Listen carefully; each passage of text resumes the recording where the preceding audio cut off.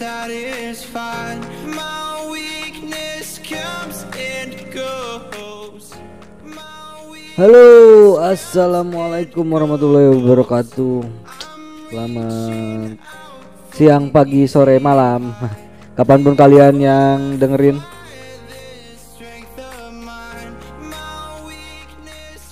Kali ini gue mau kayak ngasih tips buat teman-teman semua untuk bagaimana cara memilih open trip atau vendor open trip untuk pendakian. Seperti yang baru-baru ini ramai di bulan Januari awal tahun kemarin, itu ramai banget. Ada salah satu kasus pendakian open trip yang diterlantarkan itu mencapai 75 orang peserta yang dikelola satu orang, dan orang itu sebut saja Mawar. Trip itu dari Jakarta ke Rinjani, ya, Gunung Rinjani yang ada di Lombok atau di Nusa Tenggara Barat.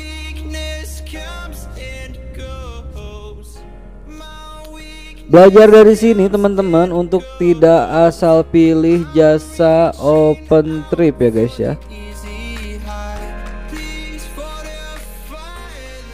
Kronologi singkatnya adalah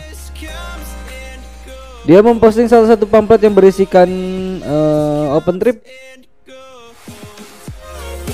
dari Jakarta ke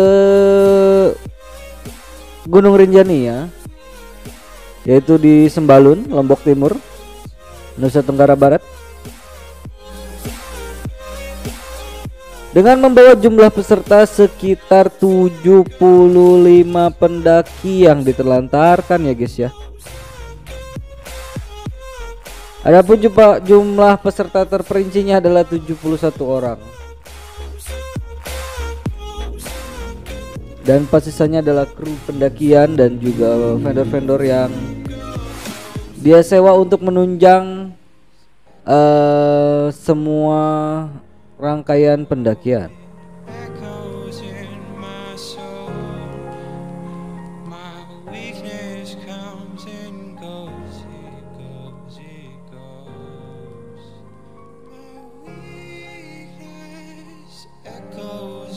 Ngomong-ngomong soal jasa open trip pendakian, ternyata nggak semua itu bagus dan berkualitas loh ya. Kita berkaca dari teman-teman kita yang mendapat musibah diterlantarkan di Rinjani ya guys ya. Nah, buat teman-teman sekalian, jangan asal pilih jasa open trip ya guys. Bisa jadi kamu justru malah lagi setor aja gitu nama ke malaikat Israel.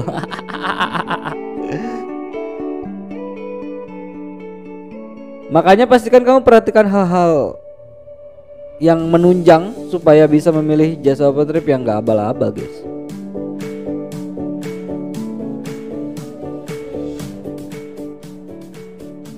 Langsung aja ke nomor 1 ya. Kalian bisa searching atau bisa kepo-kepoin track recordnya bagus atau tidak ya.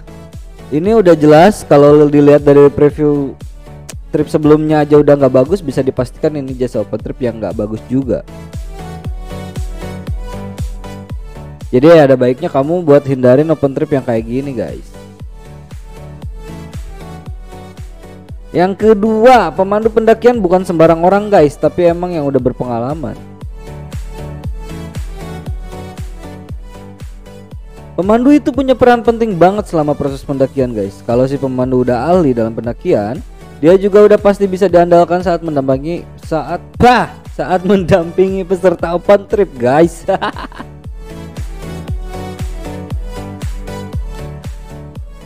Dan pemandu yang berpengalaman biasanya juga sering naik gunung, udah jelas ya, dan mempunyai jam terbang tinggi. Dia juga udah terbiasa membawa rombongan dan bisa menjadi leader atau pemimpin selama pendakian.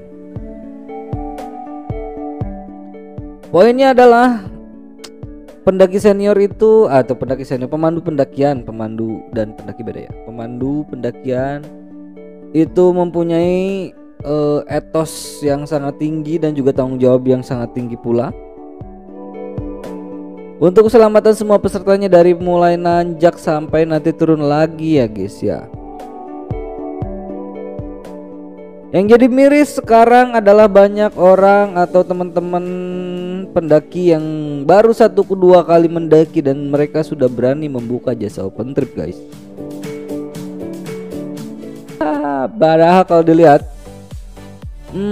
dia tidak terlalu tidak terlalu menguasai medan guys, karena ya baru 1-2 kali naik gunung, hanya bermodalkan berani dan tahu trek, mereka sudah memberanikan diri membuka jasa open trip. Tugas kalian adalah untuk berhati-hati ketika menjumpai tipe pendaki seperti ini.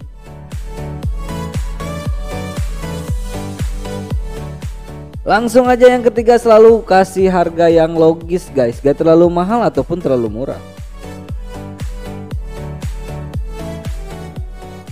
Karena pada dasarnya open trip juga sebuah usaha yang dilakukan seseorang untuk bisa mendapat keuntungan dari penjualan jasanya. Jadi mereka juga pasti bakal patok harga tertentu buat para pendaki guys.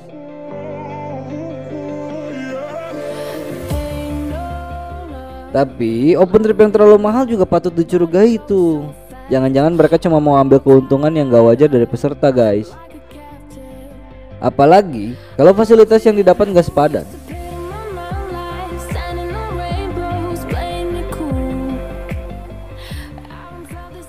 Kalau harga yang dipatok terlalu murah juga sangat bahaya guys.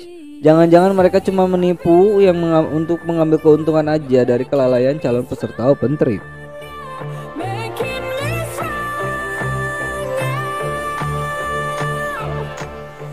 Yang keempat, biasanya mereka punya kantor atau paling enggak base camp tetap gitu guys.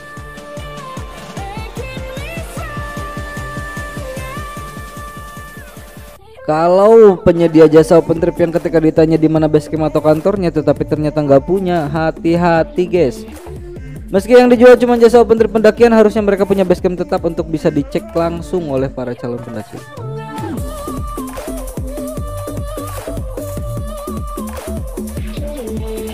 Karena memanage open trip itu gak gampang guys. Mereka butuh banyak orang, mereka butuh banyak koordinasi, dan mereka butuh banyak meeting.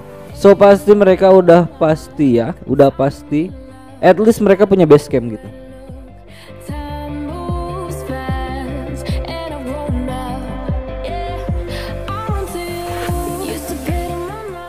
Dan yang kelima ini biasanya conditionally ya. Kebanyakan ada yang berani dan ada juga yang enggak. Nomor 5 ini berani kasih asuransi ke peserta open trip. Penyedia jasa open trip yang terpercaya pasti bakal kasih kamu asuransi ini supaya kamu tetap terlindungi kalau sewaktu-waktu ada musibah saat pendakian. Artinya mereka langsung tanggung jawab, gak lepas tangan gitu aja guys kalau kamu ada apa-apa.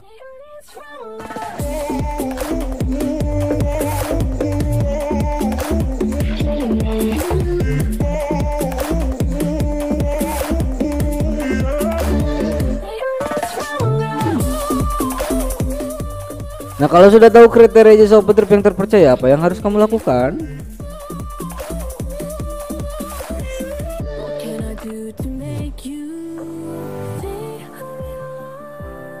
Meski pihak jasa open trip udah kasih tahu kamu kalau mereka punya kriteria yang tadi gue sebutin, tapi kamu nggak boleh percaya gitu aja guys. Tetap harus cross check.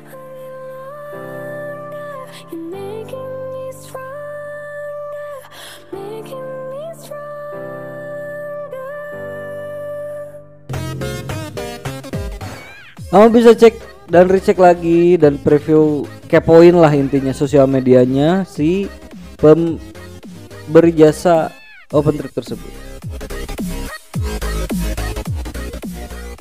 Yang kedua, kamu bisa langsung bertanya tentang kualifikasi atau sertifikasi si pemandu yang akan mendampingin kamu nanti.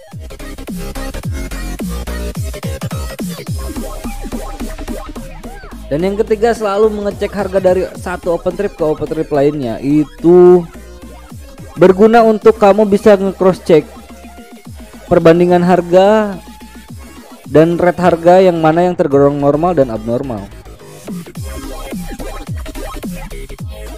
Yang keempat, kamu boleh tanya dan ketahui fasilitas apa yang harusnya kamu dapatkan dari jasa OpenTrip, guys.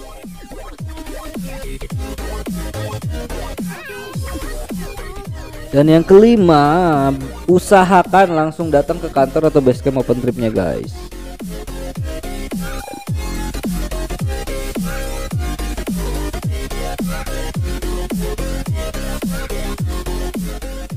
Karena ingat, ikut dalam jasa OpenTrip pendakian gak selamanya aman dan menyenangkan. Apalagi kalau dari awal kamu udah salah pilih OpenTrip, guys. Aduh, bisa-bisa kamu malah bahaya itu. Efek sampingnya adalah efek paling buruk ya, kamu store nyawa atau store nama aja ke malaikat Israel. Dan efek gak terlalu fatalnya adalah kamu diterlantarkan, guys.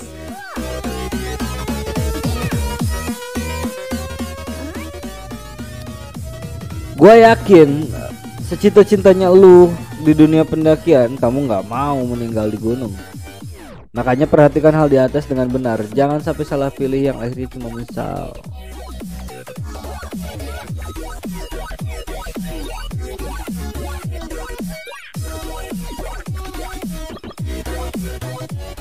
Oke, segitu aja buat tips pendakian atau tips memilih jasa OpenTrip kali ini dari Omong. Gua pamit, jangan lupa like, share.